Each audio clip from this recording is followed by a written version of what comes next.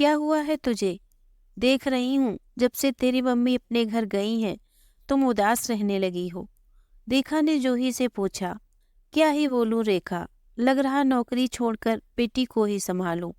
पर नौकरी छोड़कर सारी समस्याओं का हल निकल जाता तो छोड़ देती। घर कार इन सब का लोन ये भी देखना होता है। ऊपर से अब कुहू के आने के बाद से धीरे धीरे खर्चे भी बढ़ेंगे ही। मम्मी जब तक थी मुझे जरा सी भी परेशानी नहीं हो रही थी। वो सब कुछ बखूबी से संभाल रही थी।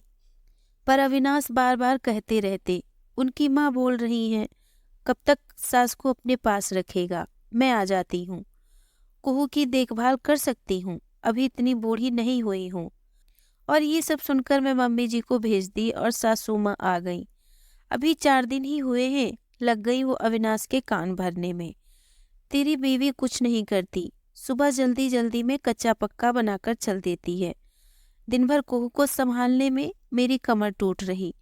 पता नहीं कौन सी नौकरी करती है या फिर मटर गश्ती करने जाती है। ये सब सुनकर अविनाश मुझे बोलने लगे, थोड़ा घर पर भी ध्यान दो, बेटी तुम्हारी ही है, उसके लिए भी तुम्हारी जिम्मेदारी है। सच कहूँ रेखा, जी किया बोल ही दो, हम दोनों की जिम्मेदारी है। पर सास की तनी भौहें देखकर चुप हो गई। बेवजह बोलकर अपना ही मूड ऑफ होगा।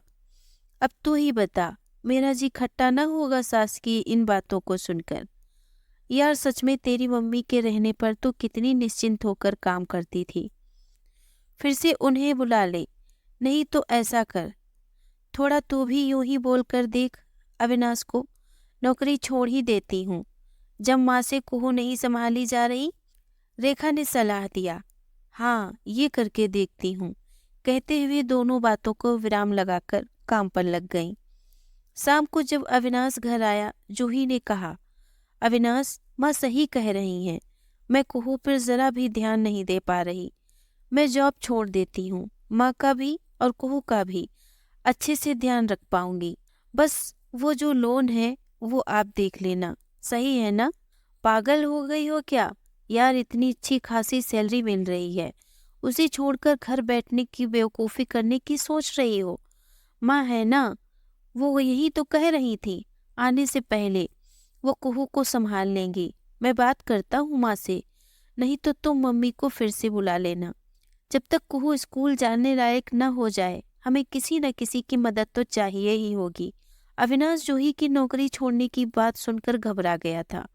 अविनाश ने जब अपनी माँ से कहा कि जूही नौकरी छोड़ने की बात कर रही है ताकि आप दोनों का ध्यान रख सके, पर माँ मेरी एक की सैलरी से कुछ नहीं हो सकता, कमाना हम दोनों को ही पड़ेगा, बस थोड़ी वक्त का आपका साथ चाहिए। जूही की माँ जब तक थी उन्होंने बखूबी सब संभाल लिया था, फिर आप भी थोड़ी मदद तो कर ही सकती हैं ना। आपके कहने पर ही मैंने उन्हें अपने घर जाने दिया, नहीं तो वो कर ही रही थी। कुहू को कैसे अकेले संभालेगी जूही? ऑफिस जाने से पहले बहुत काम निपटा कर ही जाती है। माँ बड़े शहर में रहने के अपने खर्चे हैं, मैं कैसे अकेले सब मैनेज कर पाऊंगा, सोच कर देखो ना। ये सब सुनकर जूही की सास की भौहें तन गईं और उन्हें समझ आ गया कि उनकी कोई चाल काम न करेगी। बेटी की कान भरने से भी कोई फायदा नहीं है, क्योंकि बेटी की पसंद की शादी, जिस पर बहू नौकरी वाली और इतनी सुविधा तो उनके अपने घर पर भी नहीं है। बड़ी बहू के साथ रहने पर भी उन्हें काम ही करना पड़ता है। ऊपर से वो थोड़े सख्त स्वभाव की है, तो बात बात पर सासू को कुछ न कुछ सुना ही देती है। कम से कम यहाँ जो ही कुछ कहती तो नहीं, ऊपर से वो ही उनको डॉक्टर के पास ले जाना, दवा, इन सब की जिम्मेदारी उठाती है। वो तो जूही की नौकरी के खिलाफ बस इस वजह से हो रही थी कि बड़ी बहू सबको कहती रहती है, मेरी देवरानी काम थोड़ी ना करती, वो तो मटर गश्ती करने हर दिन बाहर निकल जाती है और सबको लगता है काम करती है।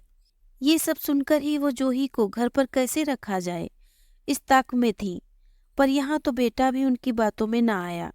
जूही बाहर दरवाजे पर ये सब सुनकर सासू माँ के जवाब का इंतजार कर रही थी। ठीक है बेटा, तुम कहते हो तो जूही को काम करने दो, जितने दिन होगा संभाल लूंगी, फिर बारी बारी से कभी अपनी सास को और मुझे बुलाते रहना। सही है, महानगरों के खर्चे अकेले कहाँ उठाए जा सकते हैं। सासू माँ ने मन महसूस कर कहा। जूही बाहर ये सुनकर उछलते हुए बोली, सासू जी तूने मेरी कदर न जानी, अब आया समझ में तो फिर मानी। दोस्तों, अगर हमारी कहानी आपको पसंद आई हो तो प्लीज़ मेरे चैनल को लाइक और शेयर करें। अगर आप हमारे चैनल पर नए हैं तो प्लीज़ मेरे चैनल को सब्सक्राइब करें। धन्यवाद।